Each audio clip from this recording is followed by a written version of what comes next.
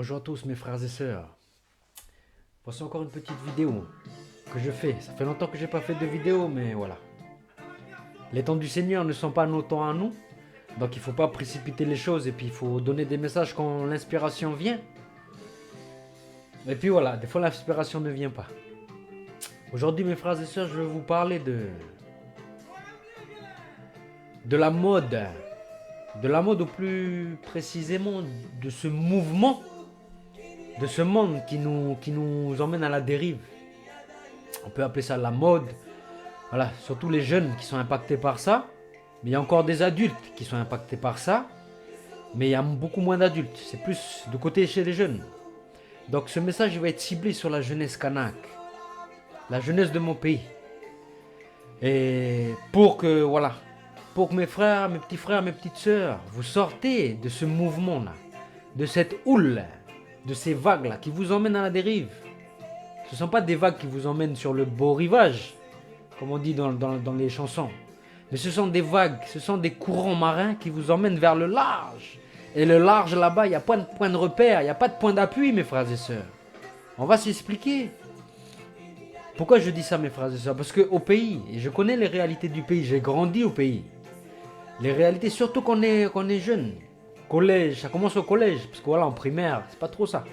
Au primaire, on est un peu dans l'insouciance. Mais quand on commence à arriver au collège, quand on commence à arriver au lycée, et peut-être même au début des années d'université, on est manipulé, on est oppressé, on est dirigé par un système de pensée qui s'appelle la mode et qui s'appelle le regard de l'autre. En gros, c'est comme si on devait personnellement se mettre dans un moule pour pouvoir être accepté par les copains, par les copines, par la société en général. Mais ça, ce sont des mensonges, mes frères et sœurs. Parce que notre grand créateur, il a créé les humains dans la différence. Nous sommes tous différents. Moi, j'ai les cheveux comme ça. Voilà, cheveux, on dirait les cheveux des Asiatiques. Il y a peut-être d'autres membres de ma famille qui ont des cheveux différents, bouclés ou peut-être différents. Chacun d'entre nous, nous sommes tous différents. De par le physique, c'est-à-dire par le physique, on voit tous cette différence-là. Une femme, quand tu la prends au hasard, elle ne ressemble pas à une autre femme dans le monde. Après, il peut y avoir des sosies. Mais même dans les sosies, il y a des différences. Donc Dieu il veut montrer par là que c'est un Dieu de la différence. C'est un Dieu de la pluralité. Alors mon frère, ma soeur, toi qui te sens rabaissé par le regard de tes copains, par le regard de tes copines à l'école. Toi mon frère, toi ma soeur, qui te sens rabaissé, mon frère, toi mon frère, qui te sens rabaissé par les regards des frères dans le quartier, par les regards du caïd du quartier, parce qu'il veut t'imposer l'image répandue du quartier qui est, voilà, le caïd du quartier, ça doit être quelqu'un qui bagarre, ça doit être quelqu'un qui provoque, ça doit être quelqu'un qui tape les gens, ça doit être quelqu'un qui gagne les bagarres, ça doit être quelqu'un qui boit, qui fume, ça doit être quelqu'un qui n'a pas peur du danger. Toutes ces images-là que cette société veut nous faire comprendre, je te dis mon frère, ma soeur, ne rentre pas dans le jeu, dans ce jeu-là. Quoi que tu sois, peut-être qui que tu sois un frère de Jeho, un frère de Nengone, un frère de Yahi, un frère de Brousse, un Kanak de la Grande Terre, que tu sois un Caldoche, que tu sois un métropolitain qui est venu habiter en France, que tu sois un Philippien, que tu sois n'importe quoi que tu sois. Je te le dis mon frère, ma soeur, mon petit frère, ma petite soeur, ne te laisse pas embarquer par ce système de pensée. Parce que ce système de pensée va étouffer la vraie personne que tu es vraiment. Ce système de pensée va étouffer ta personnalité propre que Dieu t'a donnée depuis ta naissance. Peut-être que tu es quelqu'un de créatif. Peut-être que tu aimes bien le dessin. Peut-être que tu aimes bien le partage. Peut-être que tu aimes bien, je sais pas moi, faire le partage entre frères et sœurs. Peut-être que tu aimes bien rêvasser. Peut-être que tu aimes bien te mettre au bord de la plage et puis chantonner des chansons, jouer à la guitare. Mais tu as honte peut-être de montrer ça à tes copains, à tes frères, parce que tu te dis, ben, c'est pas l'image que la société veut que je montre, et c'est pas l'image que mes frères ou que mon grand frère, ma grande soeur veut que j'ai. Donc tu vas te camoufler, tu vas te cacher derrière une image qui n'est pas la tienne. Et ça va ruiner ta vie, mon frère, ma soeur, je te le dis. Admettons, mon frère, ma soeur, tu vis dans un quartier. Tu vis dans un quartier.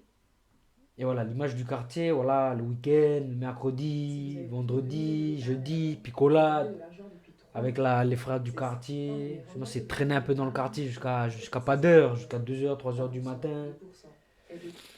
C'est voilà, draguer les sœurs du quartier, c'est tenir quand tu picoles, c'est mélanger le cannabis avec l'alcool, c'est faire ton malin, provoquer les autres frères des autres quartiers pour montrer que c'est toi le vrai. Toutes ces choses-là vont t'entraîner vers quoi? Vers de l'orgueil. Pourquoi je dis de l'orgueil? Parce que tu vas être alimenté par le regard des gens.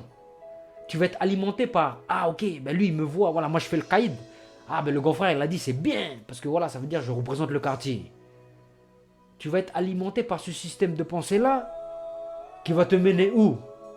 Analyse ton chemin. Qui va te mener à la ruine. Pourquoi? Parce que tôt ou tard, et je l'ai déjà dit dans certaines de mes vidéos précédentes, tôt ou tard, l'alcool va te coucher. L'alcool va te coucher. Je répète, l'alcool va te coucher. Quoi que tu penses du statut que tu as, c'est moi le vrai. Quoi, tôt ou tard, l'alcool va te coucher. Et avant de te coucher, il va d'abord te toucher. Et en te couchant, il peut te tuer. Les accidents de la route, les bagarres au couteau qui finissent au cimetière. Les larmes que tu feras couler autour de toi. À cause de qui? De l'alcool. Mais derrière ça, il y a quoi? À cause du fait que tu as voulu te mettre dans un moule que le quartier a voulu t'imposer, que la société a voulu t'imposer, que l'école a voulu t'imposer. Parce que voilà, l'école, c'est un peu la même chose à l'école. Ben voilà, si toi tu es un frère qui tape, un frère qui bagarre, ben c'est comme si, voilà, que c'est toi le vrai. Je vous le dis, mes frères et sœurs, mes petits frères, mes petites sœurs, ces choses-là, elles donnent de la satisfaction, c'est-à-dire qu'elles font du bien et elles nous donnent un peu de l'orgueil que pour un temps. Que pour un temps. C'est-à-dire que c'est éphémère, que ça ne dure pas longtemps. Mais je veux vous poser une question. Est-ce que c'est ça vraiment que tu cherches dans ton cœur, toi mon frère, toi ma soeur? Toi qui peut-être as des passions dans ton cœur, que Dieu a mis dans ton cœur, des passions de justice, d'amour et d'équité. Mais toi qui étouffes ces passions parce que tu veux plaire au regard de l'autre. Mon petit frère, ma petite sœur, tu es dans l'erreur. Et je ne te dis pas ça pour te blâmer. Je te dis ça pour te sortir du gouffre, pour te sortir des vagues, pour te sortir de la houle dans laquelle tu es, qui t'emmène vers le large.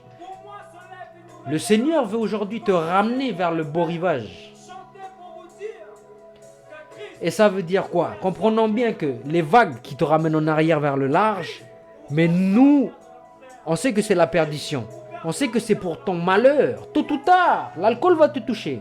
Tôt ou tard, quand tu vas bagarrer, quand tu as un frère qui tape, tu vas tomber vers plus fort que toi. Et le mec qui va te taper, qui est plus fort que toi, il peut t'emmener à l'hôpital ou il peut t'emmener au cimetière. Donc les vagues là qui t'en mettent, cette mode là de dire c'est moi le vrai du quartier, c'est moi le vrai du lycée, cette mode là t'emmène vers la ruine. Ce que je te dis mon frère, ma soeur, c'est que va à contre-courant. Va à contre-courant. Ce n'est pas le chemin le plus facile. On peut le voir ça quand on va baigner à la mer. Quand on va baigner à la mer, si les vagues nous vont comme ça et si nous on nage comme ça, ben on aura tendance à être ralenti puis à aller de l'arrière. Donc il faudra donner plus d'efforts dans les bras, dans les jambes pour pouvoir surmonter le courant. Mais c'est exactement ce qu'on nous demande de faire. Mais l'aide, lorsqu'on aura la volonté d'aller à contre-courant, les vagues vont t'emmener vers le large. La mentalité de ce monde, de ce siècle présent va t'emmener vers la ruine. Mais toi, tu te dis non, je n'accepte pas ce courant-là. Et plus que ça, je n'accepte pas, mais je vais à contre-courant. C'est-à-dire que moi, je vais dans le sens inverse de la mentalité d'aujourd'hui. Alors oui, vous allez être rejeté par certaines personnes. Vous allez être rejeté, vous allez être méprisé, vous allez même être insulté. Vous allez être pas compris. Mais c'est quoi le principal? Le principal, c'est de sortir du gouffre ou le principal, c'est de plaire aux gens? Je vous le dis, mes frères et sœurs. mes petits frères, mes petites sœurs, il y a une réflexion à avoir dessus. Et je vous dis la vérité. Toutes les bonnes choses qui ont été semées dans votre cœur. Peut-être que voilà, toi tu aimes bien le dessin, mon petit frère, ma petite sœur. Tu aimes bien, c'est ton truc. Voilà, même si il y a des gens qui t'ont déjà critiqué, ils ont déjà dit, mais tu dessines mal. Même si voilà, tu as eu des blessures. Mais tu aimes bien ça. Mais sache que ça, c'est une passion que le Seigneur t'a donnée. Exploite-la. Ne te préoccupe pas des regards des frères qui t'insultent, les frères qui te disent, mais toi, t'es un efféminé, toi. Tu penses au dessin, mais viens plutôt, on va aller boire l'alcool, on va aller bagarrer dans le quartier. Ou viens plutôt, on va faire des choses amusantes, on va aller en boîte, on va aller draguer les filles. Mais si toi, dans ton cœur, c'est pas vraiment ce que tu veux, si toi, t'aimes le dessin, si toi, t'aimes le chant, je sais pas moi, si toi, tu aimes la joie avec les frères et sœurs sans l'alcool, si tu aimes tout ça, impose ton style. Je te dis, mon frère, ma soeur, impose ton style. Impose ton style. Voilà, ça c'est une formulation, on va dire, la jeunesse, quoi. Impose ton style. Mais c'est tellement puissant, mon frère, ma soeur. Impose ton style. Mais au-delà de l'idée du style, impose la passion que le Seigneur a mis dans ton cœur. Parce que quand tu vas imposer ça aux gens, il y aura des gens qui vont se taire. L'aura que tu vas dégager, la puissance que tu vas dégager à travers ta stature de te dire non, moi j'avance à contre-courant. Moi c'est pas le grand frère du quartier, c'est pas le caïd du quartier qui va me diriger moi. Ce qui va me diriger, c'est l'état de mon cœur et ce que mon cœur me dit. Je vais écouter mon cœur. Si j'aime dessiner, je vais me consacrer dans ma passion du dessin. Si j'aime le chant, je vais me consacrer dans la passion du chant. Si j'aime aider les frères, aider les pauvres, je vais me consacrer dans l'aide des pauvres. Si j'ai dans mon cœur l'idée d'aider ma famille, je vais me consacrer à aider ma famille. Aider mon grand-père, ma grand-mère, les vieux. Aider mon père, ma mère, mes petits frères, mes petites soeurs, mes grands frères, mes grandes soeurs. Si c'est ça ce que j'ai vraiment dans mon cœur. Alors ne laissons pas le monde, le siècle d'aujourd'hui, nous imposer ces règles. Mais nous plutôt, imposons les règles à ce monde. Alors oui, les gens qui vont à contre-courant, il n'y en a pas beaucoup. Et il y en a beaucoup qui échouent. Pourquoi ils échouent? Parce qu'ils n'ont pas le socle. Ils n'ont pas le socle. Mais c'est quoi le socle? Le socle, c'est de se dire, c'est de comprendre surtout qu'on a été créé par un créateur, qu'on appelle peut-être aujourd'hui Dieu. Mais il y a un nom qui a été donné. Il y a un nom qui a été donné. Et ce nom-là, malgré tant de fois qu'on l'a écouté, qu'on l'a méprisé, ce nom-là, il est toujours stable depuis 2000 ans. Yehoshua, Hamashiach, Yehoshua, Jésus. Ce nom-là, il a été donné pour qu'on retrouve notre stature d'homme fait à l'image de Dieu. Ce nom-là, il nous a été donné comme puissance, afin que nous puissions aller à contre-courant et ne jamais tomber, ne jamais fléchir. Mon petit frère, ma petite sœur, un bon conseil que je peux te donner, c'est vraiment un bon conseil. À toi maintenant de l'écouter ou de ne pas l'écouter, mais c'est le conseil qui vient de mon cœur. Je veux t'aider, je veux te voir grandir. Je ne veux pas écouter à travers les radios, à travers la télévision, à travers les journaux, que le Kanak a fait ceci, que le Kanak a cambriolé une station, que le petit Kanak là, il a bagarré, il a tué son cousin, que le Kanak là, il a été violé une grand-mère, que cette bande là de Kanak de la tribu je ne sais d'où, elle a été brûlée, je sais pas quoi, elle a été volée. Vous êtes fiers de ça? Vous êtes fiers de cette image que vous donnez là? Je vous le dis vraiment, je ne veux plus entendre ça, et ce n'est pas que moi. C'est un message, c'est un cri de secours de tous vos parents. De ton père, mon petit frère, de ta mère, ma petite sœur. De vos vieux là, qui veulent vous voir, revenir dans le droit chemin. Mais dans ce cas-là, prenez une ferme décision. Que tu sois en 6e, 5e, 4e, 3e, seconde, première terminale, première année de licence, deuxième année de licence, adolescent quoi. Que tu sois dans cette tranche d'âge, ça n'a pas d'importance. En 6e, tu peux avoir la volonté et tu peux te dire stop, j'arrête. Aujourd'hui, j'ai fait des bêtises. Je me rends compte que j'ai fait beaucoup de bêtises. J'ai fait souffrir ma famille. Je n'ai pas exploité vraiment les passions qui étaient dans mon cœur. Pourquoi? Pour plaire à des gens qui aujourd'hui me méprisent, qui aujourd'hui m'insultent et qui aujourd'hui ne sont pas là quand je suis dans la misère. À quoi bon continuer dans ce chemin-là? Aujourd'hui, je décide de vivre ma vie, mes propres passions, et je décide d'accepter que je suis une créature qui doit être à l'image de mon grand-papa. C'est-à-dire une image d'amour, de justice et d'équité. Mais je vous dis, mon petit frère, ma petite soeur, la gloire qu'il y a à gagner, la gloire qu'il y a à gagner à travers l'amour, la justice et l'équité, c'est une gloire qui n'est pas éphémère, c'est une gloire qui est éternelle. C'est une gloire qui va t'emmener vers des sphères de joie, vers des sphères de bonheur que tu ne peux pas atteindre à travers la mode. Ça c'est comme ça, voilà, le caïd du quartier il veut ça, je vais faire comme il le dit, voilà. Les gens pensent ceci, je vais faire comme ils le pensent. Non, en faisant ce que les gens pensent, tu vas aller vers ta ruine. Tu vas étouffer le vrai bonhomme, la vraie madame qui est en toi. Et ça, c'est vraiment un conseil que je vous donne. Mes petits frères, mes petites sœurs, prenez aujourd'hui la ferme intention. Ayez la ferme intention, prenez la ferme décision de vous dire qu'aujourd'hui, c'est fini.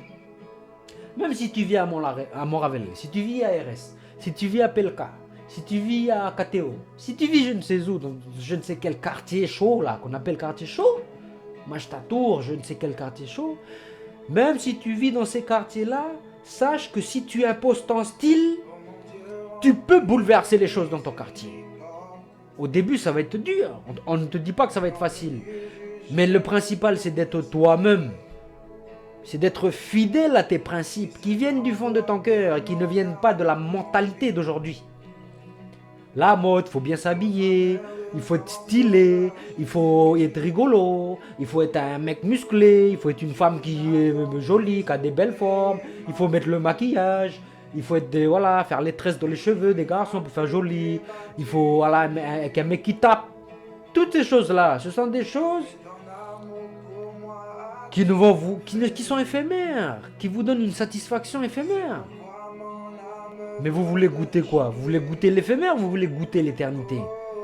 L'éternité, c'est quoi? C'est que quand tu vas commencer à prendre conscience qu'il y a un créateur là-haut qui te regarde, il y a un créateur là-haut qui a envie de te voir rayonner, quand tu vas commencer à prendre conscience, mon petit frère, ma petite soeur, que le regard de celui qui est là-haut, il est plus important que le regard de ceux qui sont autour de toi ici-bas sur terre. Alors là, tu vas commencer à avoir une stature. Tu vas commencer à avoir une stature qui va te dire, voilà, quand le frère du quartier, quand la grande sœur du quartier va te dire fais ceci, fais cela, et toi tu sens dans ton cœur que tu veux pas le faire.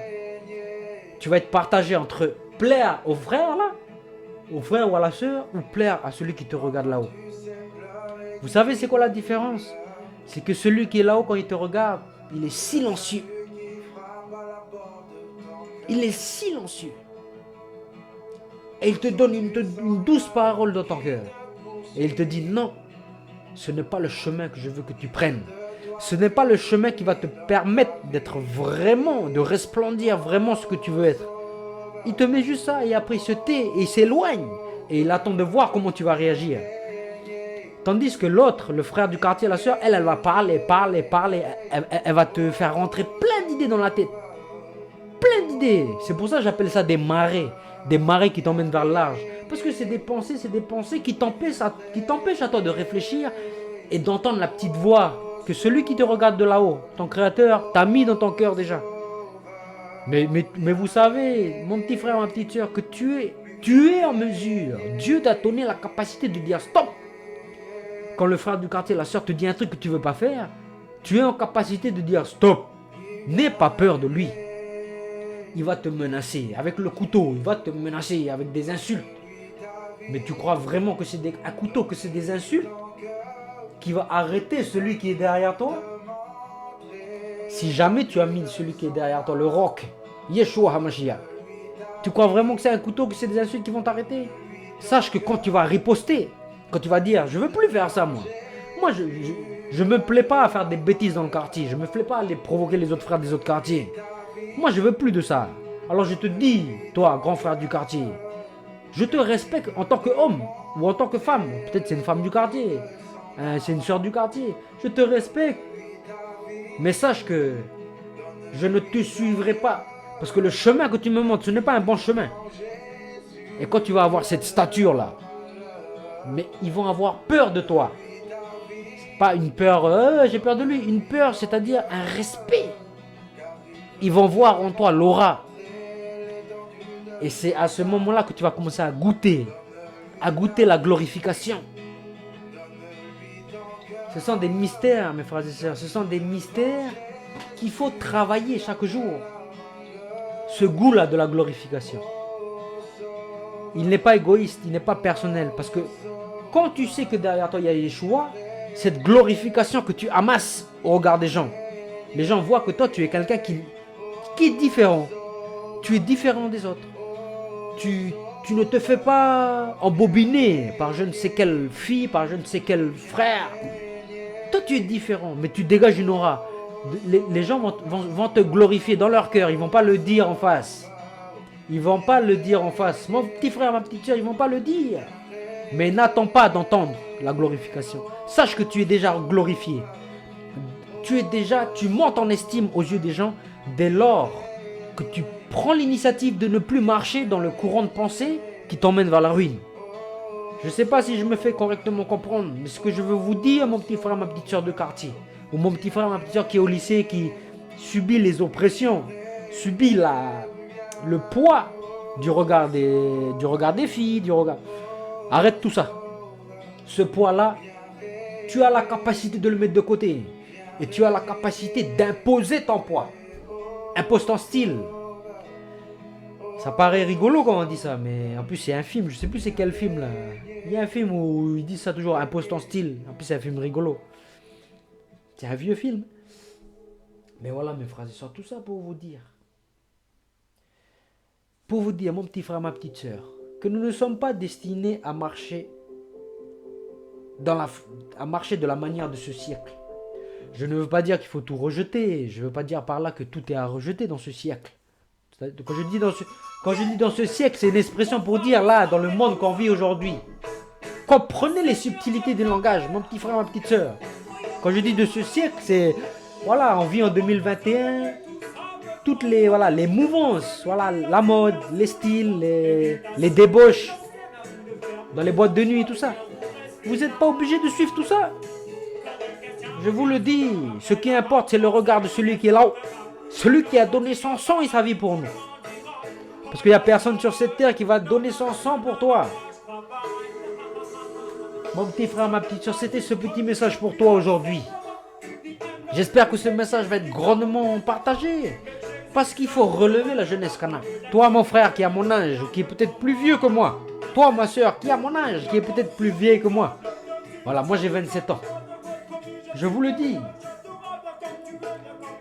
Nous devons faire attention à la jeunesse de notre pays, qui est en train de dégringoler. Allons-nous fermer les yeux? Allons-nous dire, ça c'est le problème des parents? Je suis conscient que c'est le problème des parents. C'est aux parents de bien éduquer. Mais nous ne sommes pas dans le blâme.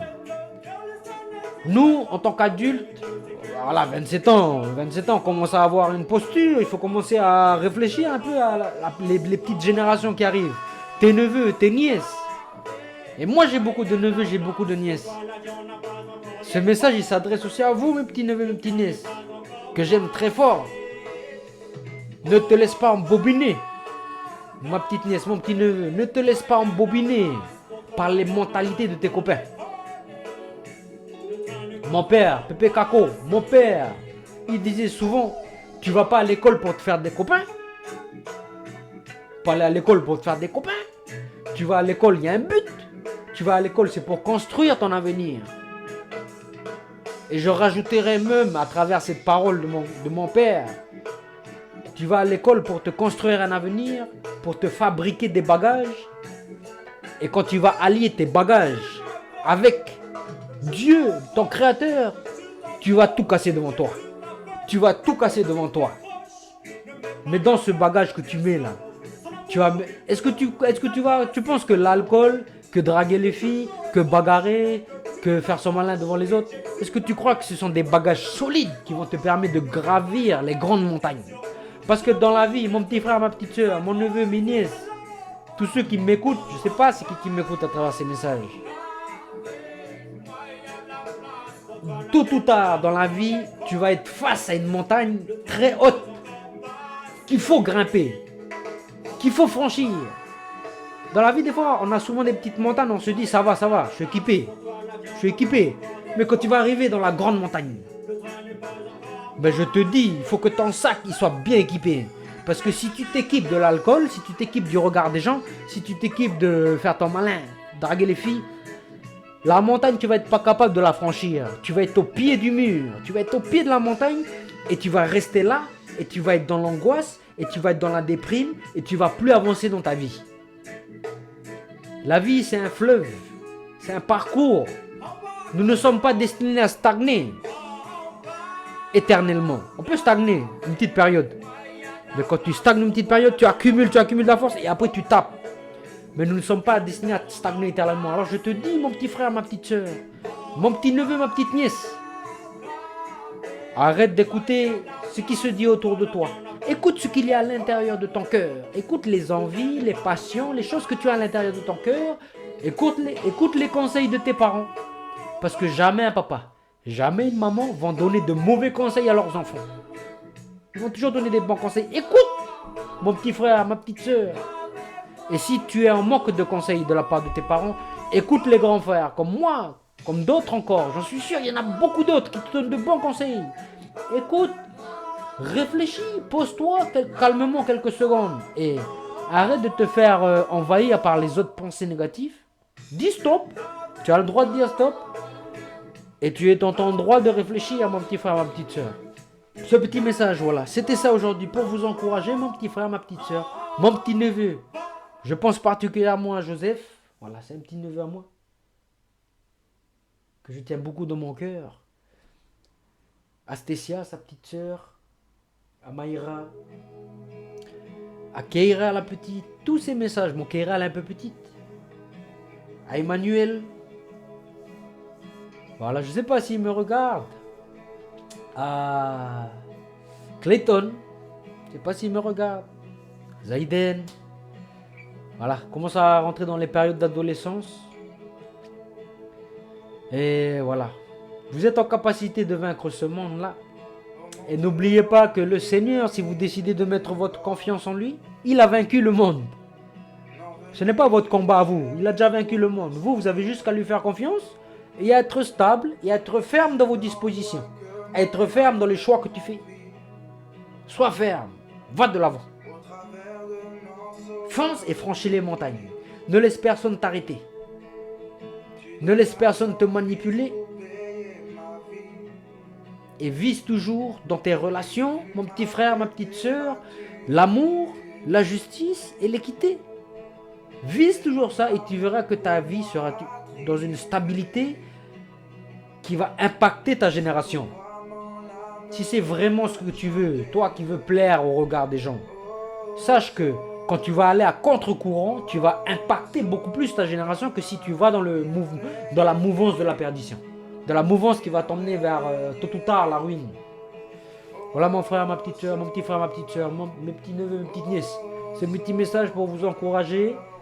Voilà, c'est la parole d'un grand frère, c'est la parole d'un tonton, c'est aussi la parole d'un enfant de Dieu. C'est aussi la parole du Seigneur qui s'adresse à vous. Soyez grandement bénis. Dans le nom de Yeshua HaMashiach. Amen.